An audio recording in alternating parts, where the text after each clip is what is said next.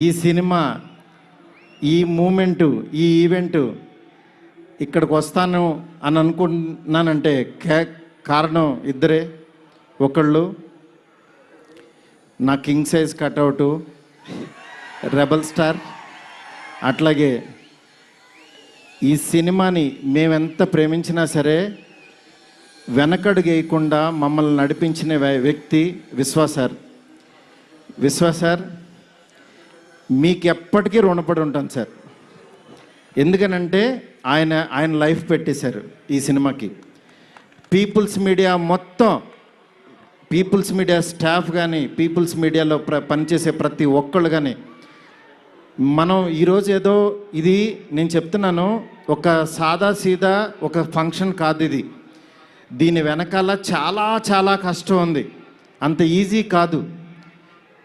మేము ఒక రెబల్ స్టార్ని తీసుకుని వచ్చి, ప్రభాస్ గారిని తీసుకుని వచ్చి భోజనం పెట్టి పంపించేసే అలాంటి సినిమా తీయలేదు ఇది. ఆయన తెచ్చుకున్నప్పుడు అలాంటి ఆ రేంజ్ ఫుడ్డే పెట్టాలని ఫిక్స్ అయ్యాం.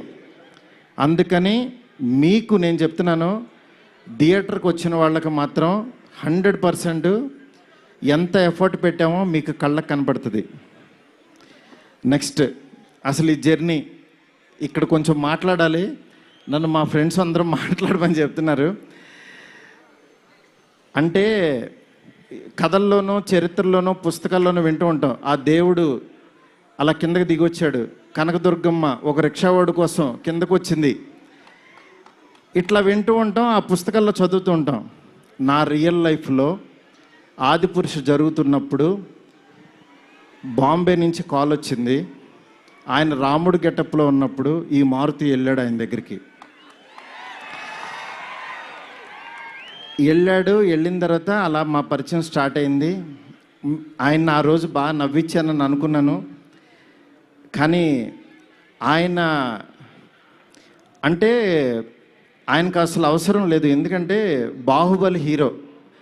కాశ్మీర్ వెళ్ళినా, ఆఫ్రికా వెళ్ళినా, ఇంకెక్కడికో మసైబారా అని ఏదో మారుమూల గ్రామం సౌత్ ఆఫ్రికాలో ఎక్కడో వెళ్ళాం.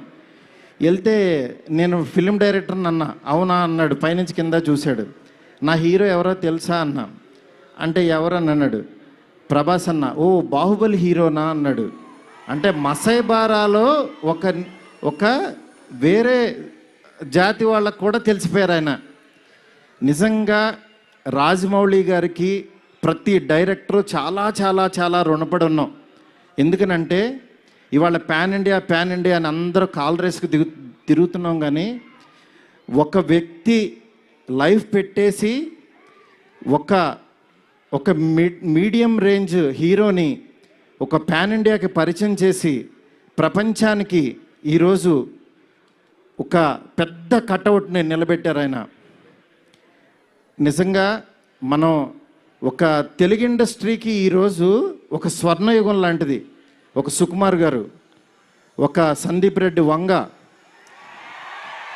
ఒక ప్రభాస్ గారు, అల్లు అర్జును, ఇట్లా అసలు ఎంతమంది, ఎన్టీఆర్ గారు, ఇట్లా రామ్ చరణ్, ఇట్లా ఎంతమంది స్టార్స్ తయారవుతున్నారు.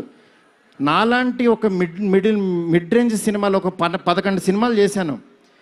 నా రేంజ్లో నేను చేసుకుంటూ వెళ్ళిపోతున్నా. అలాంటి వాడిని కూడా నువ్వు ఇక్కడ కాదురా బాబు, నువ్వు రెబల్ యూనివర్సిటీలో జాయిన్ అవ్వు, నువ్వు పెద్దోడవు అని ఆ వ్యక్తి తీసుకొచ్చి నన్ను ఇక్కడ నుంచోబెట్టారు.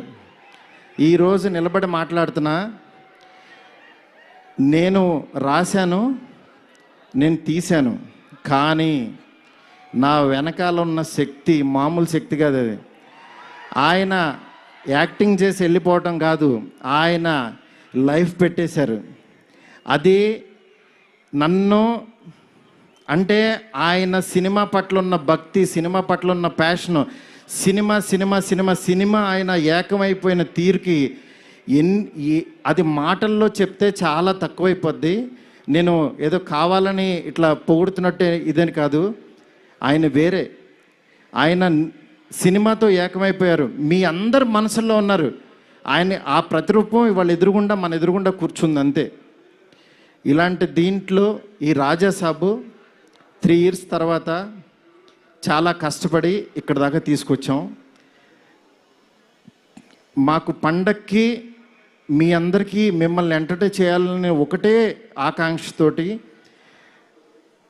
వేరే వేరే సినిమాలు చాలా ఉన్నా సరే అన్నిటి మధ్యలోకి ఇంత పెద్ద బడ్జెట్ సినిమాని చాలా ధైర్యంగా విశ్వప్రసాద్ గారు తీసుకొచ్చారు మీ ముందుకి. డెఫినెట్గా ఇది ఆల్ లాంగ్వేజెస్ మామూలుగా ఉండదు సినిమా, ఎందుకంటే ఈ జోనర్లో అంత పొటెన్షియాలిటీ ఉంది. నెక్స్ట్ ఈ జోనర్ నెక్స్ట్ లెవెల్కి తీయగలిగాం.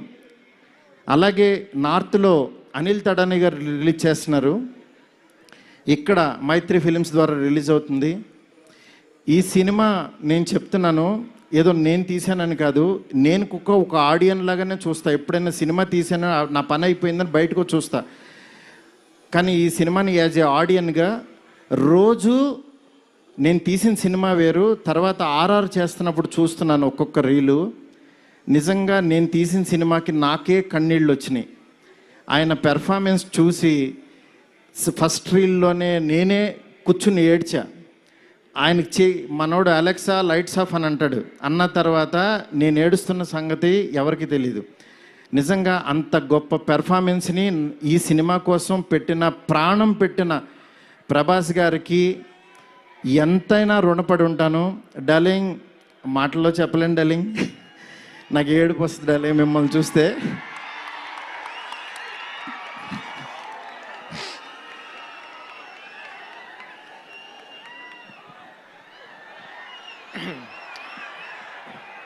ఏ ఇష్యూనైనా టిష్యూ లాగా చూస్తావు, నువ్వు ఏడుస్తే బాధగా ఉండాలి. ఎస్కేన్, వీ నీడ్ యువర్ పవర్. ఇంకా ఇప్పడానికి ఏం లేదు, షర్ట్ ఇప్పటి యూ డిడ్ సంథింగ్. డార్లింగ్, నేను మీకు తెలీదు, ఎవరన్నా చనిపోయినా ఏడవను. ఎందుకంటే వెళ్ళి కాసేపు చూసుకుని చావు కామన్ కదా అనుకుని వచ్చేస్తూ ఉంటా జనరల్గా.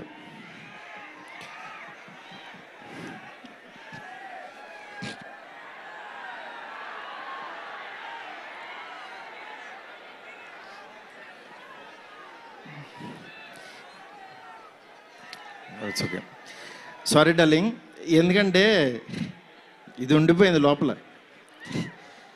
ఇదంతా నా stress. Thank you darling, love you darling. ఇంకంతకు మించి చెప్పలేను. అలాగే